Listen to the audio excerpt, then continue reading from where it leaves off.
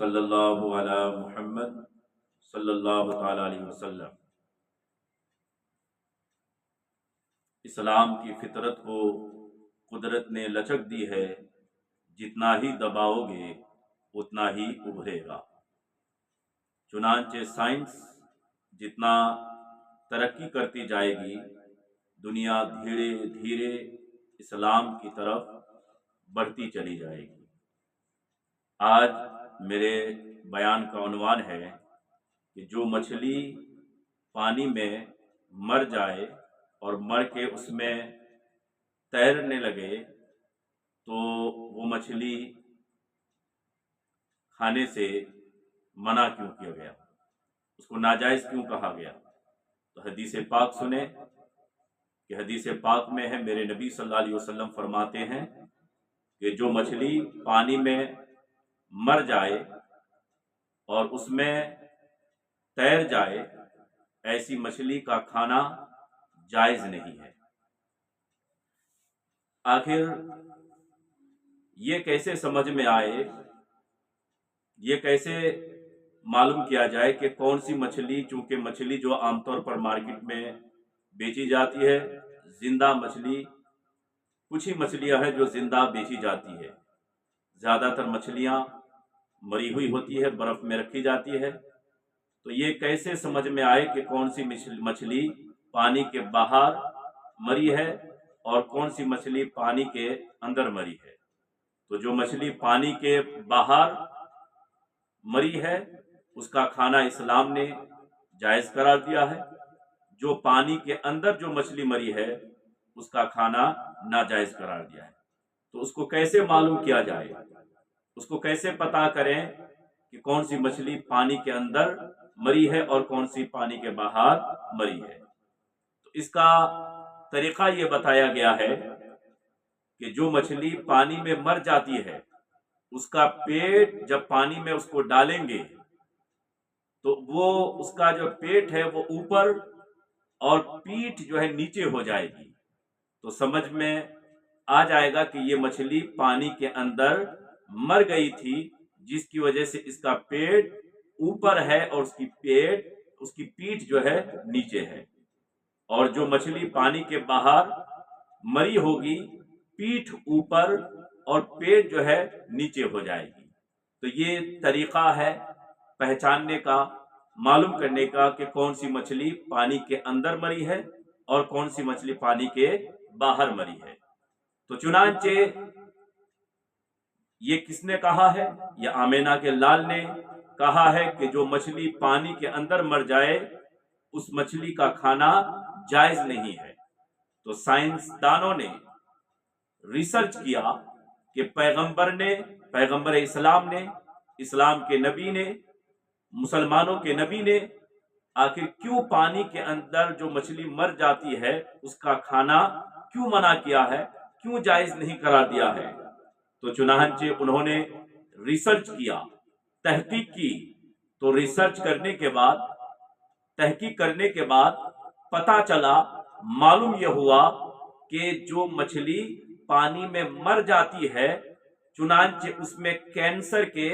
जरासीम पैदा हो जाते हैं और वो जरासीम इतने बारीक होते हैं कि हम और आप क्या देखें कि इतने बारीक कि 700 बैक्टीरिया जो है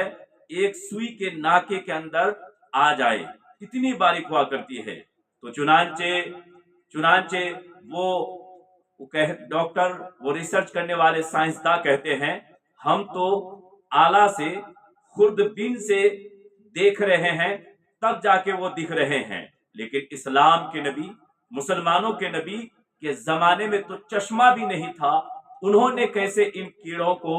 उन्होंने कैसे इन जरासीमों को देखा और देख के ये पानी के अंदर मरी हुई मछली को नाजायज करार दिया, खाना मना कर दिया, ताकि एक मुसलमान, ताकि इंसान वो जो है वो कैंसर के मर्ज से बच जाए। चुनांचे इस रिसर्च के बाद वो चीख पड़ता है और कलमा पढ़ लेता है, अशहदु अल्ला इलाहा इल्लल्लाह व अशहदु अन्ना मुहम्मदन अब्दुहु व रसूलुहु। तो देखा आपने کہ سائنس جیسے جیسے ترقی کر رہی ہے ویسے ویسے دنیا اسلام کی طرف بڑھتی ہوئی چلی جا رہی ہے۔ تو یہاں سے ہمیں کیا سبق ملا، ہمیں کیا معلوم ہوا، کیا پتا چلا کہ ہمارے اسلام نے، ہمارے نبی نے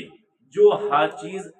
سے منع کیا ہے، جو چیز سے روکا ہے، جو چیز کو حرام قرار دیا ہے، ناجائز قرار دیا ہے، وہ اسی لیے بھی حرام قرار دیا کہ اس کے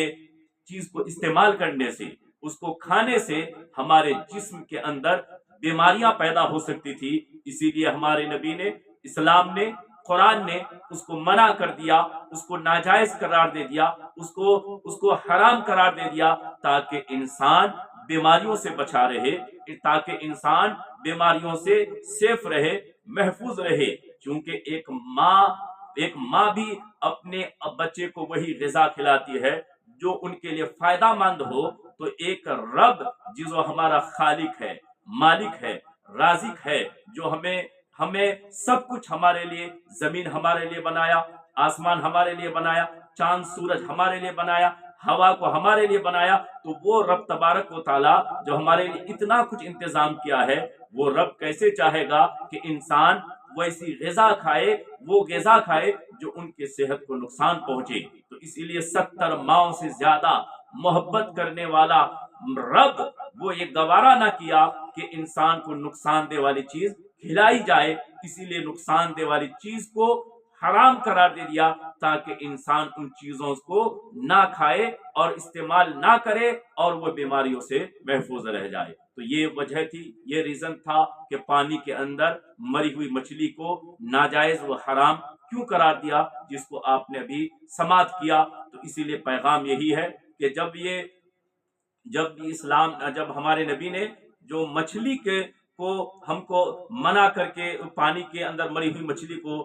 کھانے سے منع کر کے ہم کو بیمار ہونے سے بچایا ہے، تو اسی طرح حرام کمائی سے، حرام لقمے سے بھی ہم کو بچنا چاہیے، تاکہ ہم جہنم کے عذاب سے بچ جائیں۔ یہی ہمارے نبی کا پیغام